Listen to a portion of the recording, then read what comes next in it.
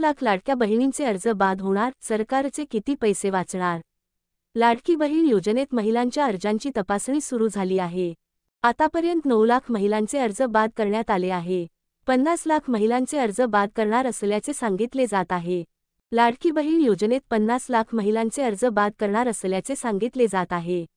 या योजनेतील लाभार्थी महिलांची संख्या 2,46,00,000 आहे. त्यातून 50 लाख अपात्र महिलांना योजनेतून बाहेर काढले जाणार आहे. यामुळे सरकारच्या तिजोरीवरचा ताण कमी होणार आहे. जर लाडकी बहीण योजनेतून 50 लाख महिला अपात्र झाल्या तर दरवर्षाला 1,620 कोटी रुपये वाचणार आहे. या योजनेत दर महिन्याला 1,500 रुपये दिले जातात.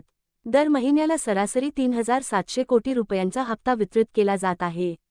आतापर्यंत 6 महिन्यात तब्बल 21,600 कोटी रुपयांचा हप्ता वितरित करण्यात आला आहे.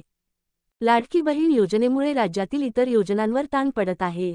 या योजनेमुळे इतर अनेक योजनांचे पैसे थकले असल्याचे सांगितले जात आहे.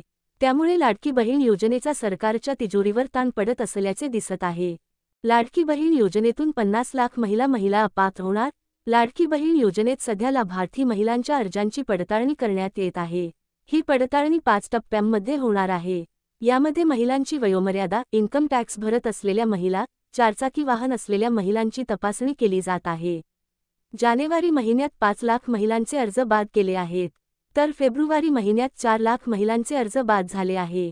यामुळे सरकारी तिजोरीवरचा बोजा कमी होणार आहे. अशाच नवनवीन माहितीसाठी चॅनेलला सबस्क्राईब करा.